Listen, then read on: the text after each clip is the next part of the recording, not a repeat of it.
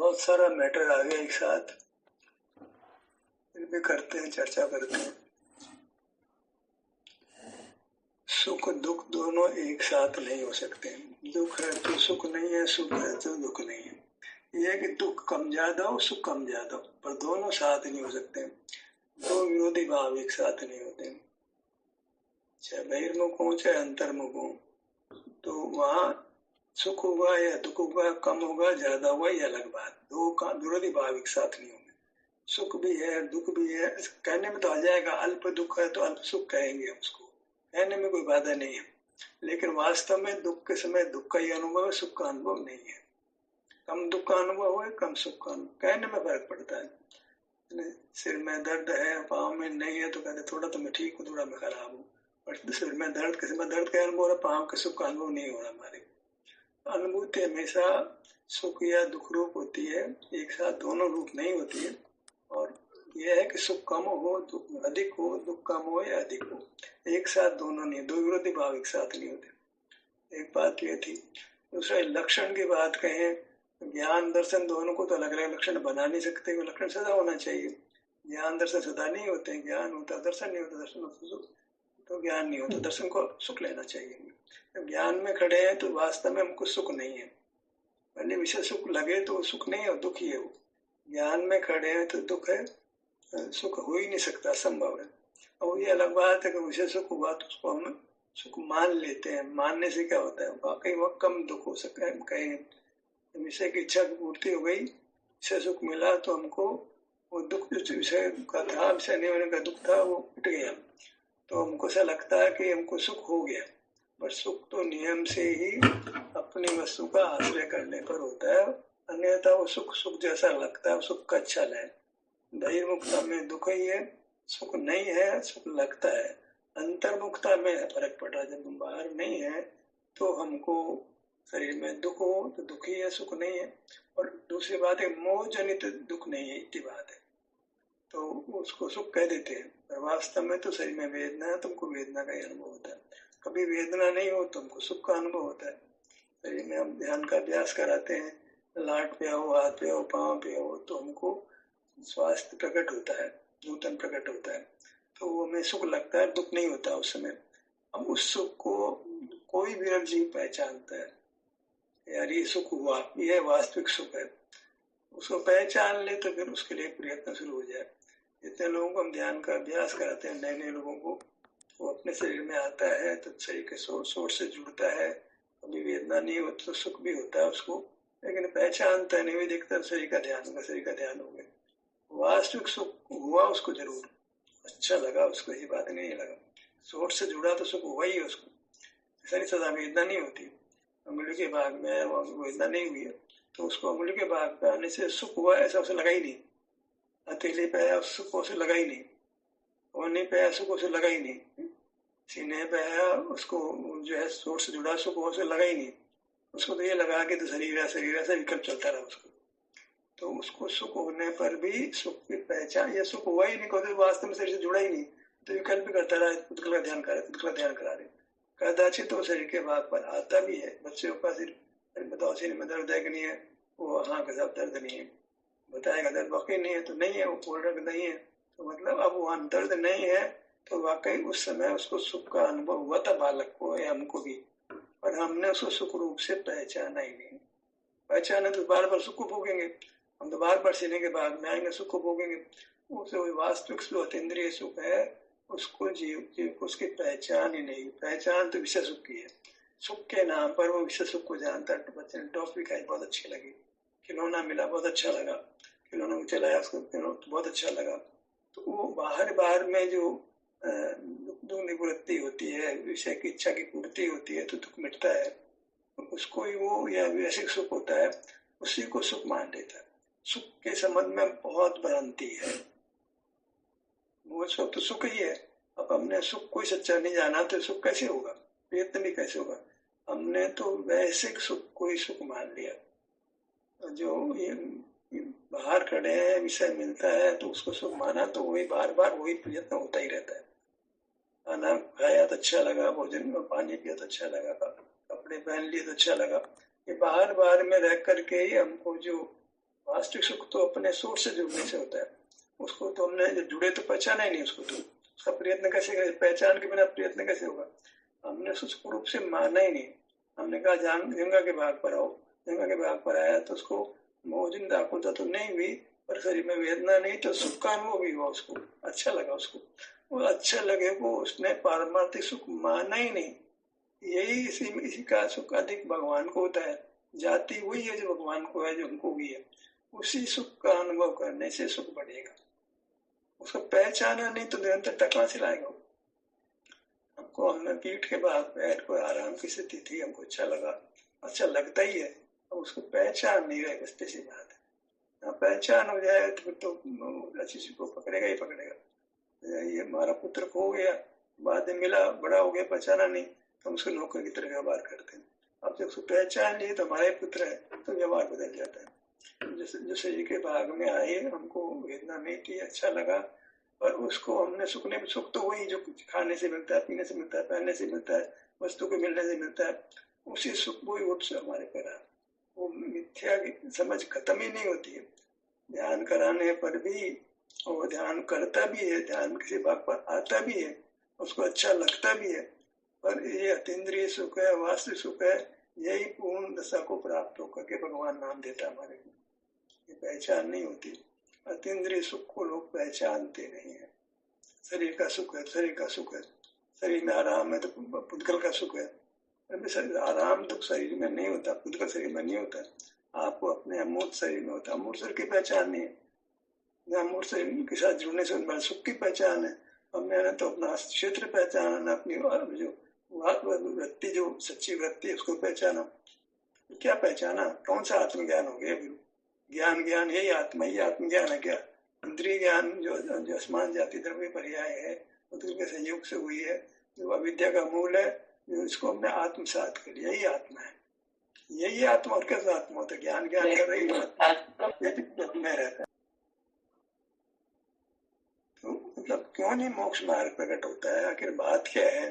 समझदार बहुत है, पढ़े लिखे हैं, बहुत ज्ञान का उगाड़ भी बहुत सारा हो गया है, शरीर भी स्वस्थ है, सब बातें अच्छी है, बाहर प्रतिकूलता भी नहीं है, सब बातों राम राजी है, फिर भी सब हमको तो मोक्ष मार्ग तो नहीं हो रहा है।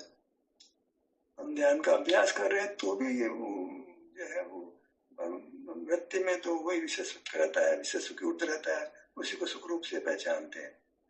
क्योंकि ध्यान का अभ्यास जितना करना चाहिए उतना नहीं करते हैं। उस सुख की पहचान हो जाए, वहां तक तो करो कम से कम। एक बार ट्रायल दिया, नहीं कुछ नहीं समझ नहीं, हमारे को शरीर का ध्यान है, छोड़ देते हैं। 2 4 5 10 बार साल 2 साल करते हैं, उसके बाद भी छोड़ देते हैं। हम देखते हैं कितने लोग 1 आध साल हमारे साथ बराबर से इसमें जुड़ते रहे, फिर ऐसे गायब होता है जैसे गधे के सिंह गायब हो जाते हैं। तो उसको मतलब साल भर तक भी अभ्यास करा है, उनको काल करता रहा, उसके बाद ऐसा गायब हुआ जैसे वो उसको कोई कुछ ने किया ही नहीं था, कुछ हुआ ही नहीं था उसमें। तो मतलब बात जो है, दर्शन मोह का विनाश होता है। दर्शन मोह का विनाश कब माना जाए? मिथ्यात्व का विनाश कब माना जाए? जब उस सुख की उसको पहचान हो जाए जो प्रकट हुआ। तो उसमें सुख की पहचान भी होती है, अपने विस्तार की पहचान भी होती है कि हम इतना ही भाव से मस्तक तक में हूँ, ऐसी पहचान हो जाती है, इससे अधिक नहीं हूँ, तो मेरा सुख यही है, इसके बाहर नहीं है। सब प्रकार का सम्य ज्ञान तभी होता है जब अपने को अपने क्षेत्र की और अपने वास्तविक सुख की पहचान होती है। पहचान के बिना काम नहीं। तभी तो कहते हैं जीव नृप को जहाँ पहचानिए, जीव नृप को वास्तु से, वृत्ति से, उसकी स्वाभाविक वृत्ति से पहचानो। वृत्ति से या व्यक्ति की पहचान होती है। जो वास्तविक सुख हमको अनुभव में आया अपने क्षेत्र में किसी भाग में आने पर, बस उससे ही हमको सारी पहचान होती है। जीव राजा को पहचानिए, कैसे पहचानो? उसके स्वभाव से पहचानो। अर्थ पर्याय मुख्य है, आश्रय व्यंजन पर्याय से हो। अभिव्यक्ति अर्थ पर्याय में है, सुख अर्थ पर्याय में। हम अर्थ पर्याय चाहते हैं, क्षेत्र छोटा बड़ा से कहते हैं क्या फर्क पड़ता है, सुख हो गया ना। अलग बात है कि क्षेत्र विशाल हो जाता है, और हम कहते हैं क्या फर्क पड़ता है, हमें तो अर्थ पर्याय चाहिए, व्यंजन पर्याय को हम गौण कर देते हैं कि हमें तो सुख चाहिए। और कई भावना तो एक सुख चाहिए, सुख के साथ हमारी व्यंजन पर्याय भी बालक से जो युवा होते हैं, वृद्ध होते हैं, छोटी बड़ी होती है, मच्छर जैसे हो जाते हैं, फिर हाथी जैसे हो जाते, मगर जैसे हो जाते हैं। क्षेत्र पर्याय अपनी जगह है, हम विशाल हैं, तो भी हमें वास्तव में क्षेत्र की विशालता है वो मिलनी चाहिए, लेकिन अनुभव क्षेत्र की विशालता का अनुभव सुख का होता है, दुख का होता है। वो साथ में क्षेत्र है ये अलग बात है, तो क्षेत्र का अनुभव भी कहेंगे, और वास्तव में संवेदन है वो सुख दुख का है, क्षेत्र का नहीं है। क्षेत्र में होता है इसलिए क्षेत्र को भी कहेंगे, शामिल करेंगे। क्षेत्र के बिना पर्याय नहीं होती, भाव नहीं होता। तो क्षेत्र की अपनी महत्ता है, भाव की अपनी महत्ता है।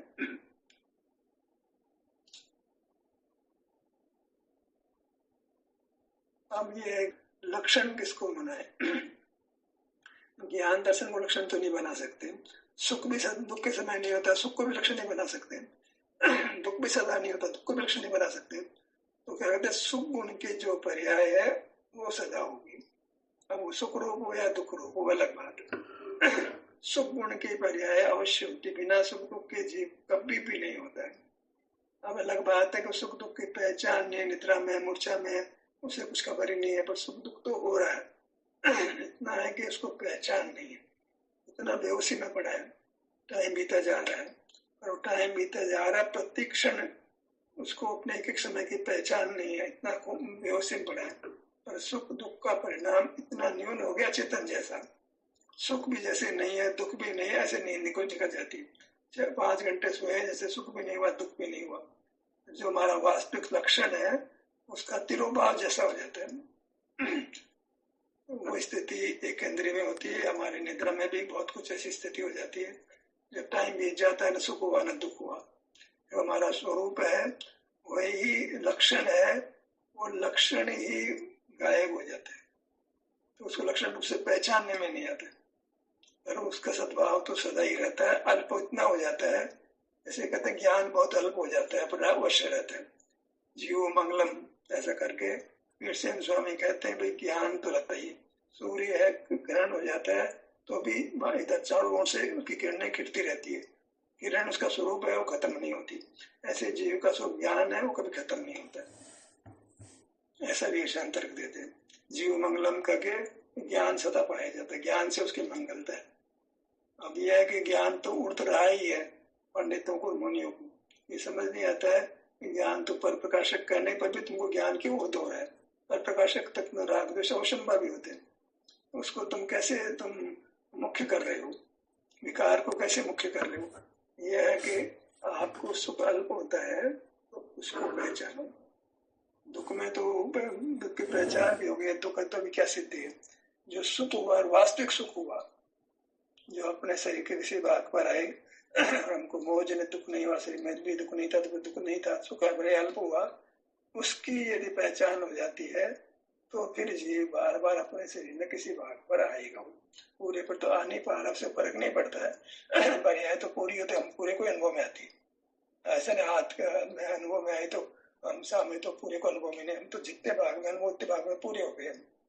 पर्याय आदि नहीं होती है तो अनुभव तो पूरे को ही होता है। मैं पूरे को, मेरे को दुख हुआ, पूरे को मेरे को सुख हुआ। कान में अच्छा लगा, कान में आए तो कान को सुख हुआ नहीं, बात मुझे पूरे को सुख हुआ। कान को सुख हुआ तो मेरे को पूरे को सुख नहीं हुआ, मैं कान जीता थोड़ी, मैं तो पूरे शरीर वाला हूँ। क्षेत्र से भले ही छोटा पना परिणाम होता हो, पर परिणाम तो पूरा ही होता है। कम क्षेत्र में हुआ है, इससे पर्याय आदि नहीं हो गई, पर्याय तो पूरी हुई है, पूरे में ही हुई है। मेरे को पूरे को अनुभव हुआ है, तब पाँव में तो नहीं हुआ भाई, पाँव में नहीं हुआ, लेकिन मुझे पूरे को सुख हुआ भैया, मैं उस समय उतने भाग से पूरा हूँ, कान के भाग से पूरा हूँ, कान के भाग में सुख हो रहा है तो उस समय बाकी में परिणमन नहीं हो, जितने में परिणमन हुआ उससे मैं पूरा हूँ, उस समय उतना ही जानो अपने आप को, और उससे कोई क्षेत्र की हानि भी नहीं है, कोई तकलीफ भी नहीं है, पर इतना है कि जब कर्म क्षय हो जाता है तो पूर्ण क्षेत्र में सुख का अनुभव होता है, ये अलग बात है। पर सदमस्त अवस्था में भी जब आवरण तब भी जितने भाग में अनुभव होता है वो अनुभव की पर्याय आदि नहीं होती है, पूरी होती है। पहले अल्प सुख रूप हो, कम क्षेत्र में हो, पर हमें पूरे में आधे भाग में सुख हुआ, ऐसी बात नहीं हुई, मतलब पूरा ही सुख हुआ मेरे को, वहाँ क्षेत्र की मुख्यता नहीं रहती। अर्थ पर्याय में क्षेत्र की मुख्यता रहती नहीं। अर्थ पर्याय अपने आप में पूरी है। मुझे पूरे को सुख हुआ, आधे को सुख हुआ, पाँव को तो नहीं हुआ, कान को सुख हुआ। अर्थ पर्याय का ग्रहण होता है तो क्षेत्र पर्याय, व्यंजन पर्याय की बात ही नहीं करना। अर्थ पर्याय है तो अर्थ पर्याय कम ज्यादा सुख रूप हुई और मेरे को पूरे को हुई है। आधे को आधे भाग में हुई तो मैं आधा थोड़ी हो गया, आधे भाग से मैं पूरा हूँ। वैसे बात है, अंश का नहीं, वो खंड खंड अनुभूति नहीं है, वो अखंड अनुभूति है। पूरे में पूरे को हुई है, मेरे को पूरे को हुई है सुख, मेरे को पूरे को सुख मिला है। तो जो तो खंड खंड ध्यान हो गया। नहीं भैया, ये अनुभूति की पर्याय आदि नहीं है, पूरी पर्याय है, आदि पर्याय नहीं होती है। मेरे को पूरे को सुख का अनुभव हुआ, आधे क्षेत्र में हुआ, आधे क्षेत्र में नहीं हुआ। तुम बड़े क्षेत्र की तरफ से कहो, अनुभूति की ओर से बात करते हो तो उसमें क्षेत्र की बात नहीं की जाती है, अर्थ पर्याय की बात की जाती है, उसमें क्षेत्र पर्याय की बात नहीं की जाती। तो मेरे को पूरे को ही सुख हुआ है, ऐसा नहीं वाला। अनुभूति ऐसे नहीं होती कि आधे को सुख हुआ, आधे को सुख नहीं हुआ। मेरे को आधे को सुख मिला, आधे को सुख नहीं मिला, मेरे को पूरे को सुख मिला। अर्थ पर्याय के कथन में क्षेत्र पर्याय का कथन नहीं करना चाहिए। अर्थ पर्याय उसमें मुख्य होती है, अर्थ पर्याय की प्राप्ति होती है। तो वहां मुझको पूरे को ही सुख हुआ है, वहां क्षेत्र की बात ही नहीं है। अर्थ पर्याय से पूरा हो गया, एकदम सुख हो गया, बाद में पूरा मैं पूर्ण हो गया, परमात्मा हो गया। मेरे को पूरा सुख हो रहा है, पूरे भाग में हो रहा है, ये मुख्यता नहीं है, मेरे को पूरा सुख हो रहा है।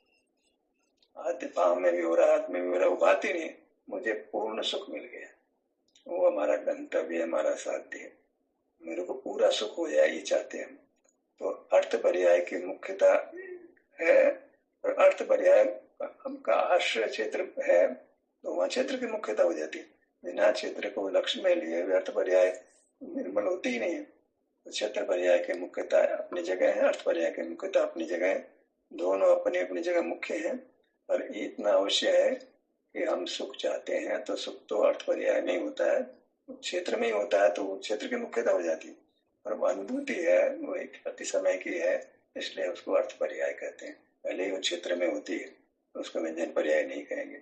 व्यंजन पर्याय क्षेत्र पर्याय संवेद द्रव्य है, कथन एक बार में एक का होगा, दो का नहीं होगा। ये हमारी एक मजबूरी है कि जब विकल्प होगा तो ऐसा ही होगा। क्षेत्र का विकल्प होगा तो अर्थ का विकल्प नहीं होगा, भाव का विकल्प नहीं होगा, भाव का विकल्प होगा तो क्षेत्र का विकल्प नहीं होगा। विकल्प तो ज्ञान रूप है, तो ज्ञान की पूर्णता होती नहीं है, ज्ञान अपूर्ण नहीं रहता है, ये ज्ञान का दुख है। इसलिए ज्ञान में मत रहो, तुम तो सुख के अनुभव रूप हो, जहाँ कोई विकल्प ही नहीं है।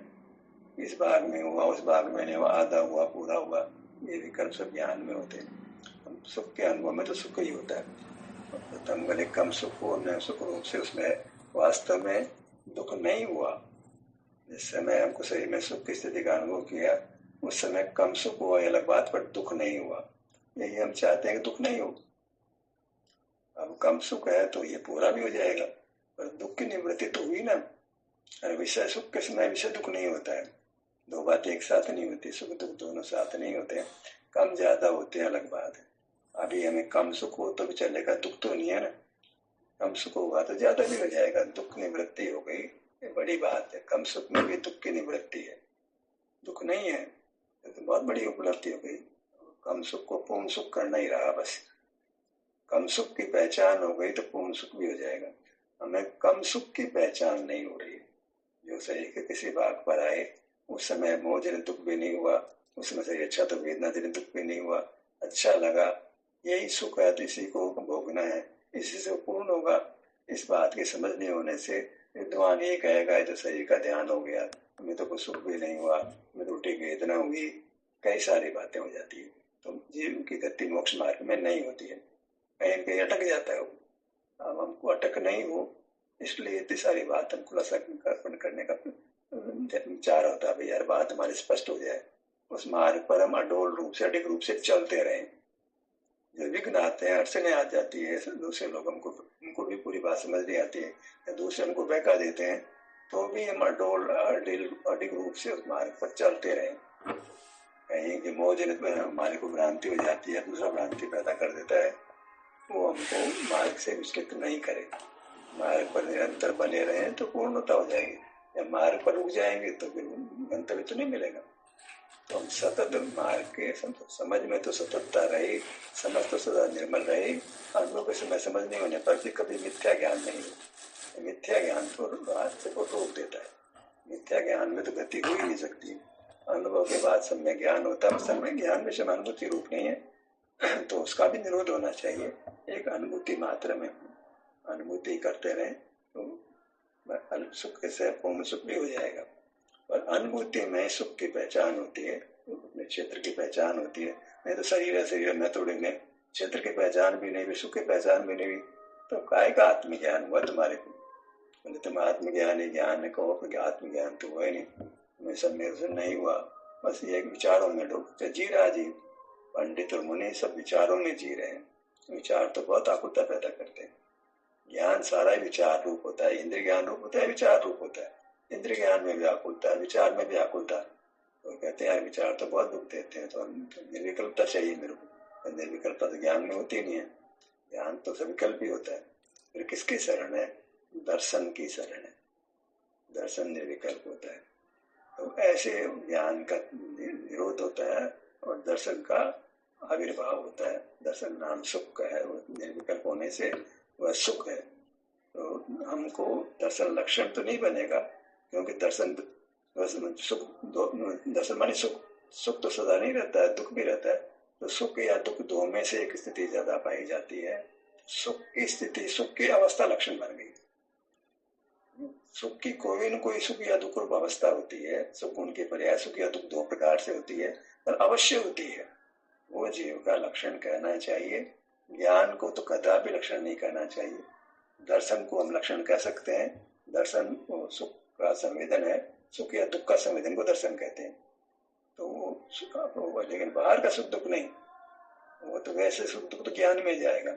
इधर शरीर में आकर के जो सुख या दुख होता है वह वास्तव में जीव का मोक्ष मार्ग है, उससे मोक्ष मार्ग चलता है। लक्षण तो ऐसे सुख दुख या शारीरिक सुख दुख में से कोई एक होगा, वो अवश्य होगा। चार में से एक तो अवश्य होगा, तो उसी का नाम लक्षण है। वो सब सुख की पर्याय, सुख उनके पर्याय, सुख स्वभाव की पर्याय। वैसे सुख दुख भी सुख स्वभाव की पर्याय है, शारीरिक सुख दुख भी सुख स्वभाव की पर्याय है। तो सुख स्वभाव का जो भी कार्य है वह हमारा लक्षण है, क्योंकि हम सुख स्वभावी है। बाकी तो कदाचित होते हैं, कभी नहीं होते। बल्कि तो सिद्ध भगवान को होता ही नहीं, ज्ञान भी सिद्ध भगवान को होता ही नहीं, तो होता ही नहीं, लक्षण कैसे बनेगा? पर चूंकि सुख स्वभाव तो नित्य होता है, तो उसका परिणाम भी नित्य होगा। सुख उन्हीं जीव में होता है, बाकी गुण होता ही नहीं। बाकी तो पर्याय होती, सिर्फ राग की पर्याय है, ज्ञान की पर्याय है, गुण कोई नहीं है। जैसे पुद्गल में आवाज होती है, वो पर्याय तो है, गुण नहीं होता है कहते हैं।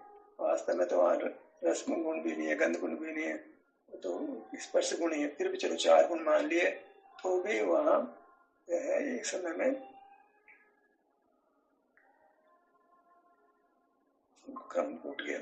तो हमें यह है कि हमको अपने को एक सुख स्वभावी मानना है। एक सुख स्वभाव को गुण कहो तो एक सुख गुण वाला मानना है, अनेक गुण वाला नहीं मानना है। अनेक गुण मानने से बहुत विकल्प होता है। हम सुख गुण वाले हैं, सुख गुण की पर्याय तो होगी, गुण तो पर्याय होगी। स्वभाव तो परिणमन रूप होता है, तो गुण को वास्तव में क्षेत्र में लेना चाहिए। क्षेत्र का तो परिणमन होता है। क्षेत्र का परिणमन अभी हमारे सुख या दुख रूप संसार दशा में होता है। उस दशा में केवल सुख रूप होता है। वहाँ बीच बाद में दुख भी आ जाता है, या अधूरा सुख भी हो जाता है, कम सुख भी हो जाता है। ऐसा नहीं होता, वहाँ पूर्ण सुख होता है, निरंतर होता है। हमारे को पूर्ण सुख भी नहीं होता, निरंतर भी नहीं होता, पर सुख या दुख में से एक अवश्य होता है, इसलिए उसको लक्षण कहना चाहिए। अवस्था नहीं है, वो एक पूरी पर्याय है, वो सुख की पर्याय है, वो बस कम सुख है, बस मिश्र नहीं है, वहाँ दुख नहीं है। तो वो सुख है तो दुख, दो विरोधी भाव एक साथ नहीं हो सकते। कम सुख को हम दुख कहते हैं, भैया पूरा सुख नहीं मिला तुम दुखी है, और वास्तव में वो कथन हुआ है सिर्फ। दुख तो दुख वेदना थोड़ी हुई उस समय, दुख है इसको मोह जनित दुख भी नहीं हुआ उस समय, दुख कैसे कहें? कम सुख का होना भी दुख का होना कहा जाता है, क्योंकि हमारी वांछा पूर्ण सुख की है, इसलिए कम सुख को हम दुख कहते ही हैं। वास्तव में वह दुख नहीं है, क्योंकि सुख नहीं है तो हमको लगता है कि भाई हम दुखी हैं। तो वो अनुभूति है, वो कम सुख की है, तो स्वभाव नहीं होने से उसको दुख कहेंगे, कहने में कोई बाधा नहीं है। और वहाँ दुख का कोई वेदन होता है उसको नहीं है बात, इसको या राग का दुख नहीं है वहाँ पर। राग और दर्द दुविधा में देखो वैसे सुख दुख है, शारीरिक सुख दुख नहीं है, तो वो अवास्तविक ही हो गया ना। वो शरीर का सुख, शरीर का तो लक्ष्य ही नहीं है, तो शरीर का सुख कैसे अनुभव में आ सकता है? शरीर के लक्ष्य पूर्वक शारीरिक सुख का अनुभव होता है, शरीर का लक्ष्य नहीं है, होता ही नहीं, हो सकता ही नहीं है। उस समय तो विचार कोई कोई गेय में खड़े रहते हैं, कोई कोई गेय हमारे सामने उत्पन्न करते रहते हैं। गेय नहीं, हम उत्पन्न करते हैं, ज्ञान गेय की रचना करता है। तो कोई गेय वहाँ वास्तव में दुनिया में है, तो स्मृति रूप से गेय की रचना करता है। वो गेय नहीं है, स्मृति में गेय खड़ा हो जाता है। तो गेय खड़ा हो गया तो भी राग को खड़ा हो जाएगा, गेय के बिना राग नहीं होता है। तो वहाँ राग द्वेष की प्रवृत्ति चलती रहती है, और वैसे सुख दुख होता रहता है, शारीरिक सुख दुख नहीं होता है। नहीं तो ऑपरेशन के दौरान तो मर लेगा वो, एनेस्थीसिया दे दिया, शरीर का दुख बिल्कुल नहीं होता है, शरीर का सुख भी नहीं होता है। तो अचेतन जैसा हो, मतलब वो स्वरूप गायब हो गया उसका। ऐसा अभी तो आप इंजेक्शन लगा दो, फिर कम से कम दुख तो नहीं होगा, तो सुख भी नहीं होगा, तो चेतन जैसा करते हैं। मतलब देखो क्रिया, जैसे कि जड़ पदार्थ है, वो यत्न पूर्वक कुछ नहीं करता है, हम यत्न पूर्वक कुछ नहीं कर पा रहे हैं। यत्न पाया जाता है वो निद्रा में नहीं होता, अपने आप ही उतरता है काम। जैसे जड़ में पर्याय अपने आप होती रहती है, हमारे में अपने आप पर्याय होती रहती है, तो फिर हमारा पुरुषार्थ तो गायब हो गया। वहाँ पर पुरुषार्थ तो जीव का स्वरूप है, तो गायब निद्रा में। असल तो निवृत्ति विश्राम को ही कहते हैं। अब तो निवृत्ति में नौकरी छोड़ दी, विश्राम ने निवृत्ति ले लिया, एक काम छोड़ दिया दूसरा काम करने लगे। पूर्ण निवृत्ति होती है वो स्वरूप के सन्मुख होने से होती है, विस्तार के सन्मुख होने से होती है। तो वही वहाँ विश्राम मिलता है हमारे को, शरीर अपने आप को हील करता है। निद्रा में भी इसलिए हील करता है कि हम ज्ञान का क्रिया नहीं कर रहे, तो हम कुछ तो गलत काम को रोक दिया हमने, फिर भी गलत काम हो रहा है अलग बात है, पर जब अनुभव कर रहे हैं तो हम गलत काम को रोक दे रहे हैं, न ज्ञान कर रहे हैं न क्रिया कर रहे हैं। तो ये वास्तविक विश्रांति है। सुक्ति नाम या स्वरूप विश्रांति या स्वरूप मंत्र नाम दे दिया। एक निद्रा का आराम अलग है, एक योग निद्रा का आराम अलग है। तो निद्रा सब दोनों जगह कॉमन हो रहा है, तो वहाँ निद्रा नाम तो या सुसुप्ति नाम तो क्रिया तो नहीं कर रहे ना, तो निद्रा में भी यही होता है। तो यहाँ ज्ञान क्रिया नहीं करने पर भी वहाँ निद्रा है, तो बेहोशी स्थिति है, यहाँ जागृति है। जागृत को निद्रा नाम दे करके सुसुप्ति या प्रमाद की स्थिति दे दो, कुछ भी यत्न नहीं कर रहे, ऐसे प्रमाद रूप हो गया, बाहर की क्रिया की अपेक्षा प्रमाद हो गया, अपने स्वरूप का अनुभव कर रहे तो पुरुषार्थ हो गया। शब्द तो अनेक प्रकार से अर्थ हो जाते हैं शब्दों के। सुसुप्ति की अधिकता, विश्राम की पूर्णता। बाहर में सो रहे हैं तो विश्राम तो मिल रहा है, निद्रा में विश्राम तो मिल रहा है, यहाँ जो विश्राम मिल रहा है वो अधिक विश्राम है। अधिक विश्राम को हमने नाम निद्रा ने देकर सुसुप्ति नाम दे दिया। विश्राम और सुसुप्ति पर्यायवाची शब्द हो गए। वहाँ सोना नींद जैसा सोना नहीं है, ये निद्रा नाम नहीं दे रहे। सुसुप्ति में निद्रा नहीं लेना, सुसुप्ति में विश्राम की पूर्णता लेना। विश्राम वास्तु विश्राम, जहाँ हम ज्ञान क्रिया रात्रि में नहीं हो रहे तो मजबूरी की बात है कि नहीं कर पा रहे, यहाँ हम कर सकते हैं तो नहीं कर रहे। जागृत अवस्था में हम ज्ञान और क्रिया कर सकते हैं तो नहीं कर रहे, इसको कहते हैं इंद्रियों को होते हुए इंद्रियातीत होना। मनुष्य गाय का बल होते हुए उसका उपयोग नहीं करना, अशुद्ध प्राण होते हुए अशुद्ध प्राणों का उपयोग नहीं करना, तो फिर उसको उपयोग नहीं करते हैं तो शुद्ध प्राण खड़ा होता है। अशुद्ध प्राण के निरोध से ही शुद्ध प्राण की उत्पत्ति होती है। सभी अशुद्ध प्राणों का निरोध किया जाता है। एक को इंद्रिय ज्ञान भी नहीं करेंगे, विचार भी नहीं करेंगे, मन का विकल्प भी नहीं करेंगे, बोलेंगे भी नहीं, और हाथ पांव को हिलाएंगे भी नहीं, श्वासोश्वास भी लेंगे नहीं, जन्म मरण का विकल्प भी करेंगे नहीं। तो ऐसी स्थिति अनुभव के समय होती है। ऐसे यहाँ अशुद्ध प्राण नहीं कहा जाता है। उसमें शुद्ध प्राण अल्प हो और शुद्ध प्राण का अल्पता ही पूर्णता को प्राप्त होगी। अल्प शुद्ध प्राण ही प्रकट नहीं होगा तो पूर्ण कहां से प्रकट होगा? एक नहीं होगा 100 रुपये कहां से जाएंगे? अब क्या है कि शब्द अनेक प्रकार के उपयोग लेते हैं, आचार्य भी लेते हैं। जब शब्द बोलने हैं तो शब्दों में केली करते हैं, और बाकी तो निर्विकल्प दशा होती है अनुभव में। अब उसको शब्द निद्रा के आगे बोल रहे हैं तो सुसुप्ति बोल दे रहे हैं। तो ज्ञान का क्या काम है? ज्ञान तो ऐसे ही करता है, ज्ञान तो शब्द का व्यापार ही करता है ना। ज्ञान मतलब शब्द, अनुभव में शब्द नहीं है, अनुभव में सुसुप्ति कुछ नहीं है, सुसुप्ति नयन, सुख भी नहीं, सुख का विकल्प भी नहीं है, कुछ नहीं है। जैसे ज्ञायक तो है पर ज्ञायक का विकल्प नहीं है। मैंने बोले आदमी ज्ञायक तो विकल्प तो है ही है। ऐसा वो जो हमारे क्लिप भेजी थी युगल जी का, भाई ज्ञायक का विकल्प ही नहीं, पर ज्ञायक तो है, उठ गए कर्म। ज्ञायक तो ज्ञेय या तो ज्ञेय का होना ही तो आगे विकल्प पैदा करता है। मतलब ज्ञाय जब तक शरीर पर आकर के जो सुख की स्थिति उत्पन्न होती है उसको नहीं पहचानता है, तब तक उसकी विद्वता कोई मतलब नहीं रखती। सब विद्वता मूर्खता रूप लेना चाहिए।